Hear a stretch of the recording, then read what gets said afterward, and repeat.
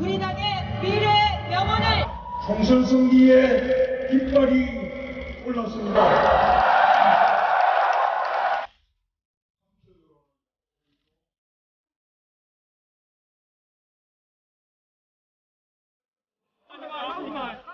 이러면은 다 문 대표가 잘못 쳐요, 여러분들.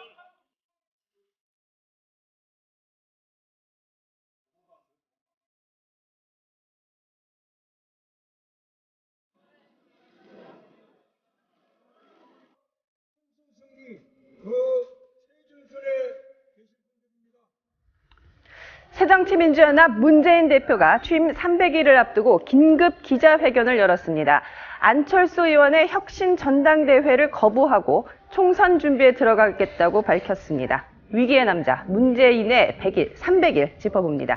이현종 문화일보 논설위원 그리고 김철근 동국대 겸임교수 모셨습니다. 안녕하세요. 안녕하십니까.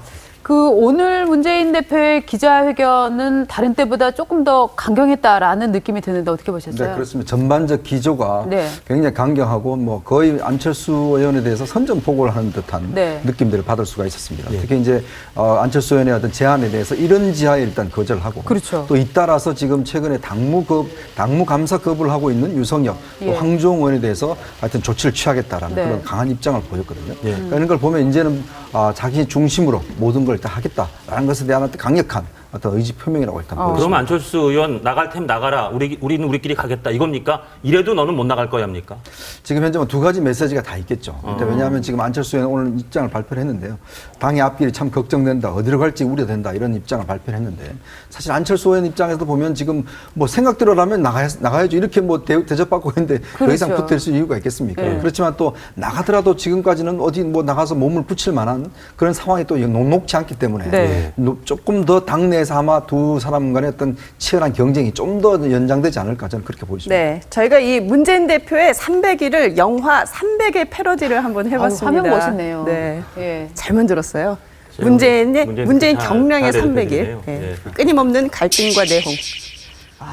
첫 번째 사태. 키워드가 사퇴네요. 네. 주변에서는 끊임없이 사퇴 얘기를 하고 있는데 오늘 문재인 대표는 내가 이 자리에 연연하는 게 아니다. 난 당장이라도 할 수 있다. 그러나 내가 당을 위해서 정리를 하겠다. 이거는 진짜 내가 맺어야 될 일이지 지금 나갈 일은 아니다. 라고 지금 메시지를 던진 거 아닙니까? 계속 이 사퇴는 못하겠다라고 내년 총선까지 가시는 거라고 봐야 되는 거죠? 2월 8일 날 전당대회 나올 때부터 네. 다음 총선까지는 간다. 네. 이런 게 결심이 선 거죠. 네. 그러니까 그동안 4.19 재보선 패배했죠. 12.8 재보선 패배했죠.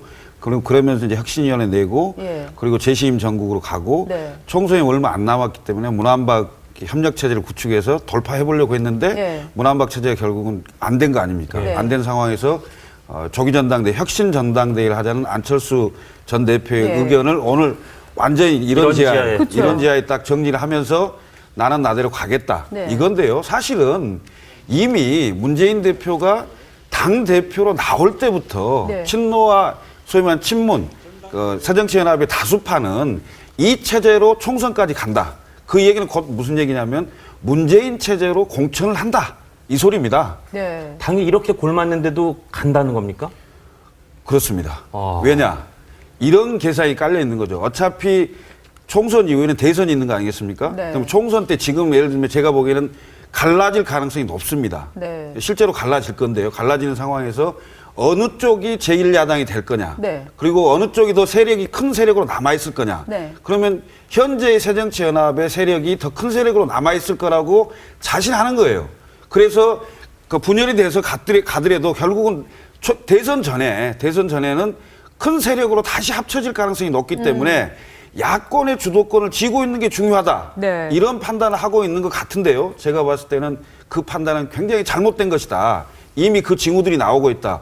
호남 민심이 굉장히 요동치고 있는 거고요. 네네. 역대 야당 대표 중에 호남에서 그렇게 지지율이 낮은 야당 대표가 없었어요. 네. 특히 총선과 대선을 앞둔 상황에서 이런 상황인데 이게 네.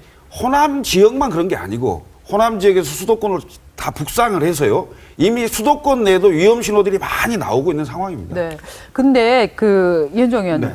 그 야당 출입기자들 사이에서는 문 대표가 그래도 비교적 합리적인 양반이기 때문에 대표직을 내려놓는 거를 이렇게 검토에 들어가는 게 아니냐라는 네. 전망들도 일부 나왔었는데 오늘로써 그 전망은 완전히 틀린 것이다라고 봐야 됩니까? 아니면은 말은 이렇게 했지만 그 당의 의견들을 수렴해서 또 뭐 총선 전에 대표직을 내려놓는 뭐 결단을 감행할 것이다 이렇게 전망을 할 수가 있습니까? 그 영화 300에 같이 문 대표가 혼자면 그런 결단을 낼 수가 있겠는데 저 300명이 똘똘 뭉쳐있기 때문에 저 300이라고 하는 것은 결국 친노 그룹이라고 하는 지금 자신 혼자 있는 게 아니거든요. 예. 문 대표를 정점으로 해서 그 많은 이해관계를 공유하고 있는 친노 그룹이라는 게 네. 있습니다. 이건 아주 탄탄한 그룹입니다. 예, 그리고 이 그렇죠. 사람들이 뭘 가지고 있냐면 고관 열쇠를 갖고 있어요. 네. 즉 돈의 열쇠를 갖고 있습니다. 당 대표라는 권력이요. 예를 들어서 지금 정부에서 정부 지원금이 많이 나오지 않습니까? 예. 네. 그걸 움직일 수 있는 권한을 갖고 있어요. 예. 자, 그렇기 때문에 당 대표를 놓기가 힘듭니다. 자, 그런 상황이기 때문에 문 대표가 본인이 놓고 싶더라도 놓고 올 수 없는 그런 상황이거든요. 그렇다고 본다면 문재인 대표의 선택 자체는 네. 결국은 본인의 뜻도 그렇겠지만 결국 그 그룹 자체의 뜻 자체가 일단 밀고 나가자. 이런 안철수 의원이 얘기하는 문 대표의 눈과 귀를 막고 호가호위하는 세력이 그 사람들과 겹치는 건가요? 바로 얼마 전에 문제를 일으킨 노영민 의원 같은 경우는 아주 아바타로 할 만큼 그냥 최측근이지 않습니까? 예. 또 뭐 신기남 의원이라든지 윤호도 의원이라든지 예. 자, 왜 이런 분들이 자꾸 이제 문제가 일으켜지는가를 네. 근본을 한번 볼 수가 있겠죠. 즉 이게 바로 보면 뭔가 패권의 문제입니다. 결국은. 즉 자신들이 어떤 그 권한을 갖고 있기 때문에 자신들은 뭘 해도 괜찮다라는 네. 것에 대한 그런 것들이 자신감들이 있는 것이거든요. 그렇기 때문에 계속 그 집단에서 문제가 발생을 하는 겁니다. 그러니까 결국 보면 저렇게 300 같은 경우도 보면 결국은 정말 탄탄한 그런 병사들이 있지만 이 문재인의 300 같은 경우를 보면 다들 문제 아들만 많은 그런 상황이죠. 이럴 경우가 있을 수 있죠. 예를 들면 나갈 사람이 다 나간 다음에 네. 남아있는 사람들이 체제를 정비해야 될 상황이 있을 겁니다. 네, 네. 그럼 체제를 정비하는 상황이 되면 지금 정의당하고 관계를 어떻게 할 거냐. 그렇죠. 심지어는 합당까지도 고민하는 상황이 있을 수 있고 예. 당 내부 체제를 다시 전면적으로 재편하는 상황에서 문재인 대표가 다른 얼굴을 내세울 가능성도 있습니다. 예. 다른 얼굴 내세울 수 있다. 그러니까 네. 지금 상태는 네. 안철수 전 대표 등 다른 세력들이 여기 있기 일단, 때문에 떠나시고 나면. 그렇습니다. 예. 네. 네. 이 문재인의 300일 두 번째, 세 번째 키워드 보겠습니다. 두 번째 키워드는 안철수. 네, 세 번째 키워드는 친노 친노 패권. 패권. 안철수와 친노 같은 하늘을 지고 살 수 없는 그런 관계가 돼버린 것 같아요. 글쎄 왜 이렇게 돌아올 수 없는 강을 건너게 됐다 보십니까? 안철수 의원으로 대표되는 그 집단과 친노 같은 경우는 사실 세계관이 좀 다릅니다. 네. 그러니까 세상을 보는 관점이 달라요. 그리고 모든 것에 대한 기본적인 기준이 다릅니다. 왜냐하면 이제 안철수 의원 같은 경우는 조금 중도 우파적인 그런 성격들을 갖고 있거든요. 네, 네. 어떤 그런 또 여러 가지 또 인재를 보는 관점도 다르고. 그러니까 친노 같은 경우는 확실한 운동권 그룹입니다. 이 예. 그룹들은 결국 자신들의 어떤 87년 이후에 가졌던 그런 운동권의 경험 이런 예. 것들을 온전히 갖고 나가는 그룹이기 때문에 이 두 집단은 물과 기름입니다, 사실. 그럼 뭐 성격 차이로 이혼들 하는데 세계관이 다르면 뭐 어떻게 같이 가겠어요, 그렇죠? 그러니까요. 전쟁 안 하는 게 이혼이 다행입니다. 네. 근데 사실 이제 그 보쌈을 하려고 했죠. 네. 그러니까 문안박 체제로 보쌈을 해서 네. 안철수만 보쌈을 하면 나머지 세력들은 그렇죠. 흩어져서 제대로 힘을 못 쓸 것이다. 네. 이런 상황에서 보쌈 전략을 썼는데 네. 안철수 전 대표가 그걸 알았죠. 칼로 찢었어요, 그냥 네. 그거를. 그래서 예. 그걸 거부한 상황이 됐기 때문에 네. 상당 기간 동안에는 세력이 다르게 네. 각각 세력을 좀 결집하는 상황으로 갈 가능성이 크다 이렇게 봅니다. 근데 이 친노 패권 얘기를 하는데 이렇게 이 아성이 공고해질수록 호남 민심의 이반은 정말 더 급속도로 일어날 수밖에 없지 않습니까? 네. 근데 진짜 야당이 호남을 등지고서 어떻게 선거에 이기겠다라는 그 전략을 세우고 있는 거죠. 아마 그런 생각을 하는 것 같습니다. 지금 네. 친노 같은 경우는 결국 우리를 선택할 것이다라고 보는 것 같아요. 왜냐하면 그럼에도, 예. 이 이제 싸움 자체가 이제 대권으로 가게 되면 결국 예. 네 편이냐 내 편이냐라는 그런 결정의 순간이 그렇죠. 오지 않습니까? 예. 결국 호남도 마찬가지죠. 예. 자 그러면 당신들이 새누리당 지지할 수 있느냐? 예. 그럼 결국 갈 데가 어디 있겠습니까? 결국 뭐 다른 데 갈 데 없으면 결국 우리한테 돌아올 것이다. 네. 즉 이게 이제 예전에 노무현에 대한 승리의 어떤 기억들이 아직까지 있는 것입니다. 예, 예. 그러니까 노무현 대통령이 처음에 나갈 때 거의 지금 한 자리 숫자의 지지도였지 않습니까? 예. 근데 결국 그것이 호남에서 지지도를 불러일으키고 결국 대권까지 갔거든요. 네. 그렇게 본다면 아직 그런 것에 대한 승리의 기억들이 친노는 굉장히 강하게 있습니다. 결국 자신들도 이렇게 나가다 보면 네. 결국 대권 국면에 가면 다 이 세력이 자신들 앞으로 올 수밖에 없다. 왜? 48%가 결국은 다시 모일 것이다. 이런 환상들을 좀 갖고 있는 것이죠. 네, 이 박원순 시장 같은 경우에는 이현종 의원님, 이 친노와 안철수 이 둘 사이에서 어느 편에 더 가깝습니까? 지금은 이제 뭐 여러 가지 이제 입지를 하고 있죠. 왜냐하면 박원순 시장 입장에 제가 볼 때는 최근에 보면 이렇게 좀 뭔가 자신도 굉장히 지금 지분이 중요하거든요. 본인의 세력이 없습니다, 당내. 근데 본인이 좀 굉장히 마음이 급해요. 그러다 보니까 당내에 좀 사람들을 심어야 되는데, 공천을 해야 되는데, 그 문재인 대표가 이제 딱 미끼를 던졌지 않습니까? 바로 물어버린 것이죠. 근데 이제 안철수 의원이 안 물어버리니까 본인은 지금 중간에서 붕 뜬 그런 상태가 되어버린 너무 거거든요. 속보였다는 얘기도 그러니까 너무 속이 나오고요. 보인 거죠. 그러니까 그렇다고 본다면 박원순 시장의 최근 행보를 보면 제가 볼 때는 좀 너무 가볍지 않는가. 너무 좀 미래를 보기보다는 지금 당장 뭔가 자신의 세력들을 확보하기 위해서 좀 더 마음이 급한 그런 상황에서 나오는 행보가 아닌가 그렇게 보여집니다. 네, 다음 이슈로 넘어가 보겠습니다. 차명 집회라는 말 들어보셨습니까? 시민사회단체 연대회의가 오는 5일 서울 도심에서 집회를 열기로 한 가운데 경찰은 지난달 14일 폭력 시위 연장선이라고 판단을 하고 집회를 금지하겠다고 밝혔습니다. 김철근 교수님, 차명 계좌라는 말은 들어봤는데 차명 집회라는 말은 이번에 처음 들어본 것 같아요. 그렇죠. 그러니까 금융실명, 어차피 예. 똑같이 이 집회를 하는데 뭐 이름만 좀 바꿔 갈아 끼운 거 아니냐 이러한 얘기 같은데요. 설명 좀 해주시죠. 단체 이름을 달리해서 네. 사람은 똑같은데 단체 이름을 달리해서 지금 제출을 했는데요. 그 시민단체 연대회의라는 그 단체 이름으로 제출을 했는데 질서 유지하는 사람들 있지 않습니까? 그 100여 명의 명단을 냈는데 사실은 백남기 대책위 위원회 그에서 제출한 명단하고 거의 일치한다는 거예요. 그래서 사실상 그 단체 이름만 달리해서 낸 차명 그 집회 허가서 아니냐. 이런 이제 문제를 제기해서 사실상 지금 현재는 그 금지를 하게 된 거죠. 불허가 아니고 금지라고 표현을 해야 되는 것 같은데 금지를 하게 됐는데 저는 좀 이런 생각이 듭니다.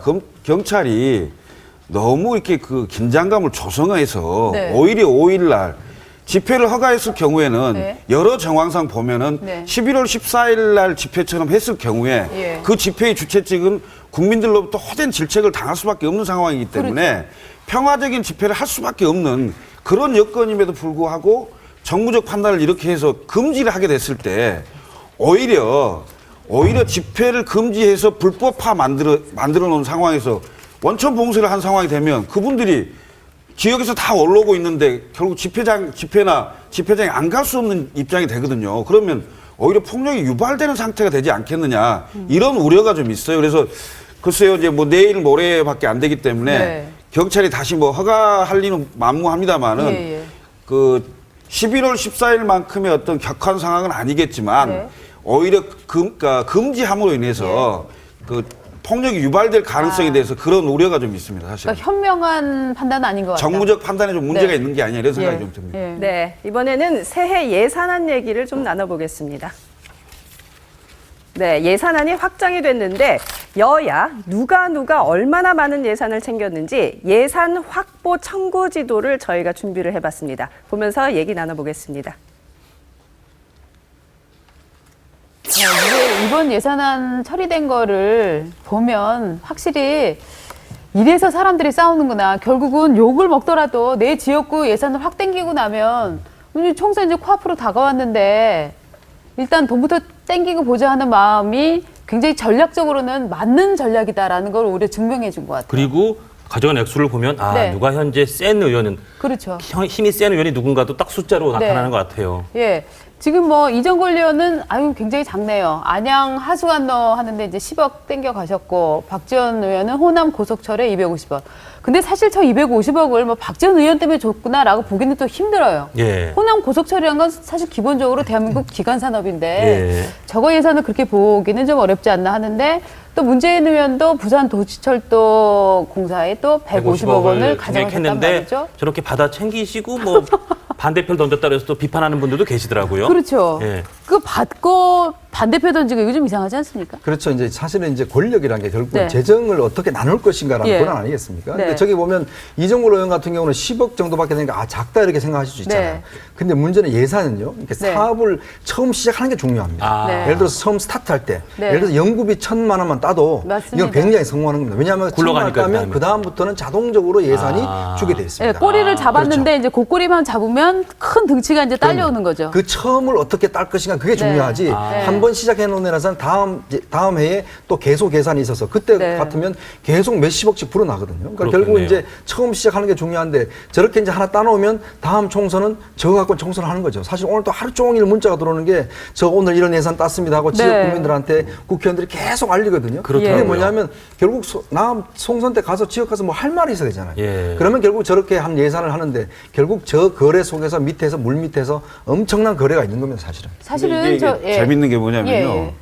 그 지금 방금 표에 나온 거 있잖아요. 네. 저게 정부 예산에는 없던 겁니다. 그렇죠. 그래서 국회로 와서 항목을 신설해서 예산을 만드는 거죠. 예. 그렇기 때문에 더 문제가 있는 겁니다. 그러니까 개수조정소위원회라고 해서 거기서 이제 14명이 앉아서 주고받는 걸 하는 거거든요. 네. 그 상황에서 우리가 흔히들 너무 잘 아는 쪽지 예산 있잖아요. 네네. 그 쪽지를 넣어서 예산을 만든 거죠. 그러니까 예. 그렇죠. 원내대표나 뭐 최경환 부총리나 이런 분들, 그다음에 이정현 최고위원이나 이런 네. 분들이 쪽지를 넣기 쉬운 거예요, 사실은. 예. 또 그렇죠. 쪽지를 그래서 저는, 넣으면 예. 그게 이제 이름하여 속된 얘기로 먹히는 거죠. 네. 네. 그래서 보면은 저 사실 여당 의원들이 이번에는 정말 힘을 많이 썼어요. 역시 최경환 의원이 힘을 많이 썼고요. 그 금액들이 사실 굉장히 작은 것 같아도 아까 지금 이현정 의원 말씀하신 것처럼 새로 신설되는 그러네요. 사업들이 그런 면이 있네요. 이리저리 꽤 많아서 정말 알짜는 어떻게 보면 최경환 의원이 가장 많이 챙겼다라고 이제 볼 수가 있더라고요. 근데 제가 예전에 네. 그 변호사 협회에서 지자체들 세금 낭비하는 사례 같은 걸 좀 찾아본 적이 있어요. 네네. 그런데 아까 말씀을 잘해주신 게 뭐냐면 저렇게 한 번 시작을 한 다음에 그 다음에 실제로 그것이 계속해서 필요한 예산인지에 대한 후속 조치가 없어요. 한 번 그다음 몰아준 다음에는 그 돈이 어떻게 쓰이는지 제대로 아무도 안 챙겨보기 때문에 네. 그냥 저게 줄줄줄 새는 세금이 될 수도 있거든요. 예. 그러니까 그런 것에 대해서 어떻게 통제할지도 글쎄 국회가 챙겨야 되는데 국회가 챙길까요? 네, 다음 이슈로 넘어가 보겠습니다. 전의경 부모들이 이제는 행동에 나섰습니다. 과격 폭력 시위대로부터 우리 아들을 우리가 지키겠다는 입장입니다. 전의경 부모 모임 강정숙 회장님 모셨습니다. 안녕하세요. 안녕하십니까. 네. 강 회장님, 그 이전에도 시위가 있을 때 전의경 그 자녀를 둔 부모님들이 시위 현장에 나가서 이렇게 지켜보기는 하셨잖아요. 네, 그랬습니다. 이번 시위는 어떻게 뭔가 좀 달라지는 건가요? 네, 제가 예. 2007년도서부터 대표를 맡아서 예. 크고 작은 시위에 항상 참가를 나갔었습니다. 예. 그런데 이제 강호병 촛불 집회 이후로 네. 이게 과격한 집회가 11월 14일 날 그 네. 현장에서 보았을 적에 그때 생각이 나서 너무 무서웠습니다. 예. 뭐 복면을 쓰고 쇠파이프로 그렇죠. 의경들을 과격을 하고 예. 뭐 버스를 끌어내고 뭐 불을 지르려고 하고 예. 횃불 집회를 하고 그래서 그 현장에 있었던 저로서는 그 너무 전쟁터 같은 상황이 다시 벌어져서 예, 예. 굉장히 두렵고 무서웠습니다. 네, 그래서 이번에는 시위대 쪽에 서서 네. 시위대가 어떻게 전의경들을 공격하는지 보겠다 지금 이런 입장이신 거죠. 아, 그게 왜 그러냐면요. 예. 진압 작전이 바뀌었습니다. 그 전에 경찰은 항상 방어를 위주로 해서 작전을 폈거든요. 예, 예. 그래서 물대포를 쏠 적에도 강제 해산, 아니, 물대포를 쏜다고 방송을 하고 했고, 네. 강제 해산을 들어갈 적에도 뭐 6번 이상씩 방송을 하고 예, 예. 움직이고 굉장히 그렇게 너무 뭐라 그럴까, 미온적인 대처에 부모님들이 오히려 더 그 사이에 의경들이 많이 다치니까 네. 걱정들도 많이 하시고 불만도 많이 있었습니다. 예. 근데 이번에는 다행히도 집회가 폭력적으로 변질이 되면은 뒤에서 앞으로 나와가지고 직접 네. 검거와 체포를 하겠다고 그렇게 경찰청에서 밝히셨기 때문에 네. 그렇게 되면은 경찰관 직원대가 나와서 체포를 하더라도 네. 그 뒤에는 의경들이 같이 따라 나오거든요. 네. 그러면 시위대랑 직접적으로 맞닥뜨리는 일이 많아지면 그렇죠. 몸싸움도 많이 일어날 것이고 네. 또 그래서 부상당하는 일도 생길 것이고 예. 그래서 이번에는 부모님들이 시위대 쪽에 있으면서 네. 참관을 하면서 만약이라도 그런 불행한 상황이 발생이 되면은 구하려고 이렇게 생각을 하고 아이고. 있습니다. 아니 그러면 그 전의경 부모님들이 거기 가서도 부모님들이 다치실지도 모르는 걱정이 드는데 그럼에도 글쎄요. 불구하고 하여튼 아들을 지키기 위해서 그렇게 하신다 이런 결정을 하신 건가요? 네, 왜냐하면 14일 날 그 현장에서 겪었던 의경들이 집에 와서 그 현장을 부모님들한테 말을 했어요. 너무 무섭고 두려웠고 힘들었다. 그러니까 부모님들이 이제까지는 그런 폭력적인 집회가 없다가 그런 집회가 생기고 나서는 더욱더 걱정이 크셔서 집에서 지켜보는 것보다는 차라리 밖에 나가서 직접 참관하면서 아들들을 구하겠다는 그런 생각으로 지금 모이고 계십니다. 근데 사실 이게 참 부모님들이 이런 마음을 먹을 정도로 우리가 공권력이 얼마나 소극적으로 제대로 작동을 안 하면 지금 아들을 전경 의경에 보낸 부모들이 나와서 현장을 지켜본다? 이것도 좀 비정상적인 상황 그렇죠. 아닙니까? 물론 공권력이 이제 조금 그런 뭐 대응 자체도 그렇지만 네. 사실은 예전과 같이 이렇게 막 체류탄을 많이 쏘고 이런 식의 어떤 방식은 사실은 지금은 힘들거든요. 네. 왜냐하면 이제 공권력 자체도 예전에 비해서는 상당히 약해진 측면이 그렇죠. 있고. 근데 문제는 이제 시위대 자체는 점점 더 과격해져 왔거든요. 네. 지금 최근에 보시면 새총 같은 걸 말이죠. 네, 네. 이 정경들이 있는데 거기로 막 쏘거든요. 네. 그러면 잘못 맞으면 완전 눈도 실명되죠. 실명하고 그래요. 예. 그러니까 굉장히 폭력성 자체 시위대가 높아졌기 때문에 네. 사실 이제 경찰 입장에서 보면 뭔가 시위의 수준을 높여야 되는데 그럴 경우 또 경찰이 너무 과잉대응한다는 비난이 있기 때문에 그렇죠. 사실 지금 보면 이제 경찰 수뇌부 같은 경우는 의경들 좀 뭔가 몸으로 떼어오는 네. 이런 것을 자꾸 요구하고 있는데 예. 그렇게 될 경우는 사실 의경들의 어떤 피해 자체가 더 커질 수밖에 없는 상황이죠. 회장님 이렇게 감시 활동을 직접 부모님들이 나와서 하시겠다는 거 밝히신 다음에 뭐 정부 쪽이나 경찰 쪽에서 연락이 오거나 그 부분에서 조금 대응이 오거나 그런 게 있습니까? 경찰 쪽에서 연락은 온 건 없고요. 예.